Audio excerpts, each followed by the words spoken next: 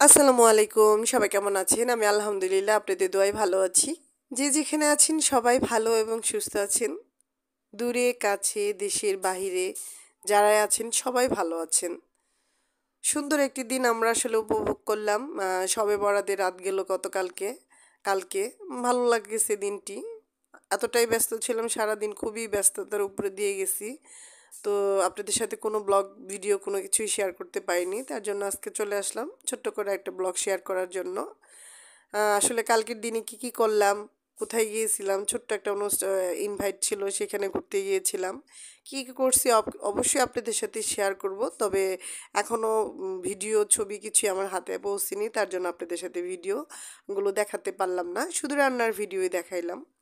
তো কালকে আসলে রান্না করছিলাম গরুর মাংস, মুরগির মাংস, আর রান্না করছিলাম বোয়াল মাছ আর ডাল। তো হঠাৎ করে ছোট ভাই ফোন করলো যে আপু আমি আসতেছি। যেহেতু ওর জয়নিং হয়েছে 18 তারিখ থেকে ওর অফিস শুরু, তো আর তো আসলে সেইভাবে আসতে পারবে না, দেখা যাবে মাসে একদিন বা 2-3 মাসে একদিন। তা বললাম চলে আয়, একসাথে আসলে উদযাপন করা যাব। ভালোই লাগলো, কালকে দুই ভাই বোন একসাথে প্লাস নামাজ পড়লাম। তো সব কিছু মিলে দিনটা খুব ভালোই গেল। মাকেও খুব মিস করছি। দেখা যায় যে এইসব দিনগুলোতে না আসলে খুব কাছের মানুষগুলোর জন্যকে আসলে খুব মিস করা হয়। আমি তো সবসময় মিস করি। দোয়া করি আল্লাহ পাক যে যেখানে আছে সবাই ভালো থাকুক, সুস্থ থাকুক, আমরাও যেন ভালো থাকি। আর শবে বরাতটা আসলে চলে গেলে মনে হয় এই রমজান চলে আসছে। এখন দেখা যাবে রমজানের জন্য প্রস্তুতি নিতে হবে। এমনিতেও দেখা গেছে যে এইবার যে পরিমাণে আসলে সবজি সস্তা যাচ্ছে, কিছু ফ্রোজেন করা খাবার আসলে রেখে দিতে হবে ফ্রিজে। তাহলে দেখা যাবে যে আমাদের জন্য একটু উপকার হবে, বিশেষ করে আমার জন্য। যেহেতু আবার বাচ্চার 3 তারিখ থেকে এক্সাম শুরু, আসলে মাথার মধ্যে খুবই টেনশন খুব কাজ করতেছে। এই কয়েকদিনের মধ্যে রমজানের আসলে সমস্ত প্রস্তুতি আমাদের নিয়ে নিতে হবে, তা না হলে আসলে আমি হিমশিম খেয়ে যাব। কারণ হলো যে 3 তারিখে পরীক্ষার প্রিপারেশনে নিব, মেয়েকে পড়াবো নাকি ইফতারি তৈরি করব, দুটাই তো আসলে সম্ভব না এক হাতে। তো সব কিছুই আপনাদের সাথে শেয়ার করব। আমরা যেহেতু প্রতিদিনের সদস্য হয়ে গেছে আপনাদের, কি কি করি, কি কি কাজ করলাম, সব কিছুই শেয়ার করে এগুলো অবশ্যই শেয়ার করব। আপনাদেরও হয়তো বা এই কয়েকটা দিন থেকে ব্যস্ততার উপরে দিন যাচ্ছে, বিশেষ করে আমাদের মতোই। তো একটু ঠান্ডা লেগে গেছে। দেখা গেছে যে উম, এই ফাল্গুন মাসটাতে দেখা যায় যে প্রচণ্ড ধুলাবালু থাকে।